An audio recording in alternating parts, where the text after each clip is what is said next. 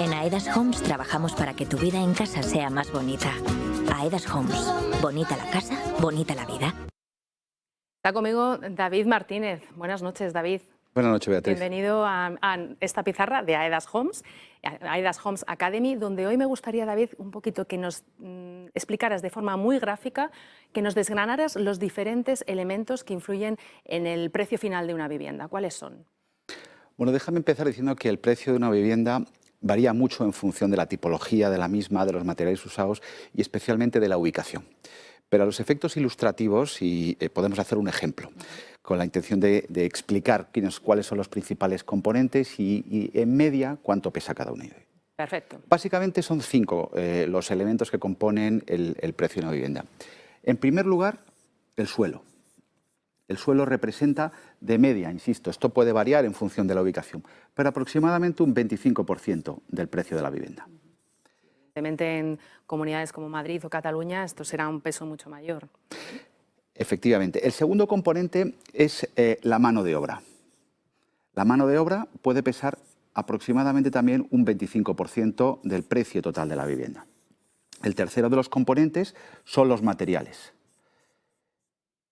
Tanto la mano de obra como los materiales, que también pesan otro 25% del total del precio de la vivienda, representan el coste de construcción, que aproximadamente, insisto, de media, suponen el 50% del precio total. En cuarto lugar, tenemos los impuestos, que solamente teniendo en cuenta los impuestos, el IVA correspondiente a la vivienda nueva, eso supone un 10%. Y por último, agrupamos en un último y quinto concepto otros. Y en otros incluimos pues desde los honorarios de los profesionales que trabajan en el diseño o en la comercialización de las viviendas, el margen promotor, etc. De manera que estos 5 elementos constituyen a efecto estimativo el precio de construcción de una vivienda. Y por este esquema veo que entonces lo que es la construcción, que supone un 50%, David, en un contexto como el actual, en el que estamos asistiendo a crisis de abastecimiento, subidas de precios de los materiales de doble dígito, ¿esto al final cómo repercute en el caso de los materiales de construcción, pero también, por ejemplo, en el suelo, en un momento de subida de precios?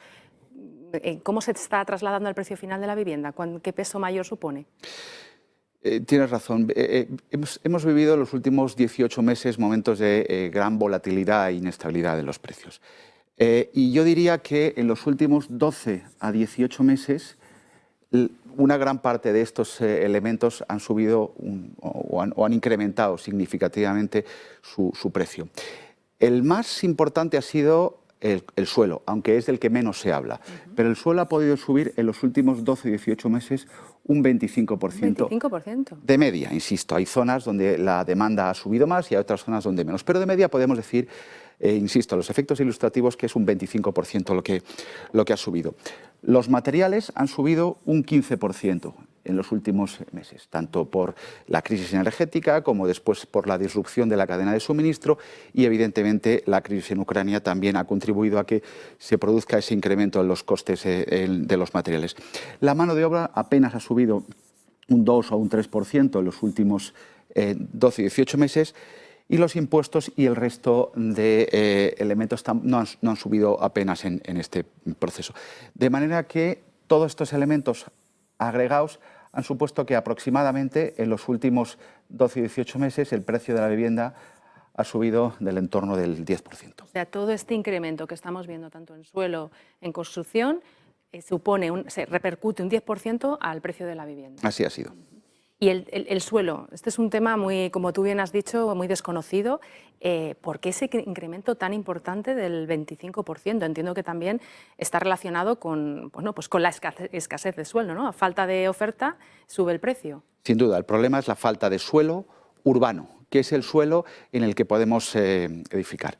Si me permites, a los efectos también didácticos, me gustaría explicar que los tipos de suelo que existen. Podríamos clasificarlo en 3 suelos. Por un lado, los suelos protegidos. Son aquellos suelos donde no se puede edificar. En segundo lugar, podríamos clasificar los suelos urbanizables, que son suelos donde sí se puede desarrollar la actividad edificatoria, pero requieren de una serie de autorizaciones que los permiten convertirse en suelos urbanos, donde sí se puede que construir. es donde podemos construir. Es decir, básicamente el suelo urbanizable es un suelo donde se podrá construir cuando se haya transformado en suelo urbano. El suelo urbanizable requiere de una autorización política para que pueda adquirir tal naturaleza. Pero insisto, una vez que es urbanizable, necesita un proceso para convertirse en urbano. Y ese proceso lleva de media, insisto, hay casos excepcionales, no menos de 2 a 6 años de transformación.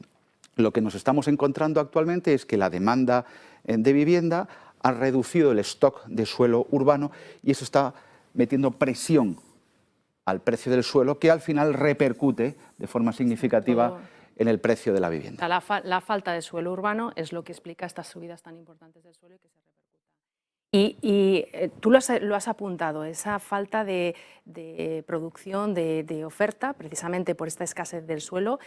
En 2021 se concedieron en torno a 180.000 visados de obra nueva, David.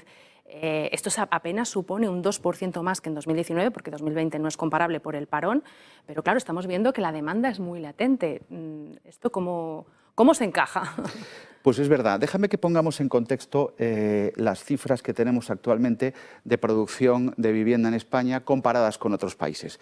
Fíjate, en el Reino Unido en los últimos años se han venido entregando aproximadamente 250.000 viviendas al año, viviendas nuevas. En un país como Alemania se vienen entregando 300.000 viviendas nuevas. Francia, hemos visto que en los últimos años ha sido el país europeo con mayor producción de vivienda y esa cifra se ha acercado a las 400.000 unidades entregadas nuevas. En cambio, en España, apuntabas antes que el número de visados es de 108.000 el año, pero realmente viviendas entregadas han sido del entorno de las 80.000. Ves que el número es significativamente inferior y no existe una justificación demográfica para tal diferencia. Realmente en España estamos produciendo muchas menos viviendas de las que necesita el país. Según un consenso de mercado, las viviendas que necesita España están entre las 120 y las 150.000 unidades al año.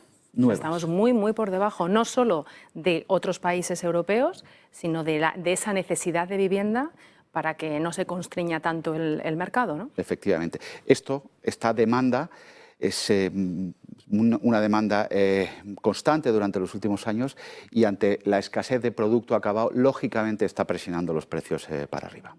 Bueno, David, yo creo que nos lo has explicado de forma muy clara, muy breve. Si te parece, te invito ahora a que pasemos a nuestra mesa de análisis con otros expertos que bien conoces y profundizamos un poquito más en estas causas y en las soluciones de cara a conseguir que esa vivienda en España sea más accesible. Encantado. Venga, gracias.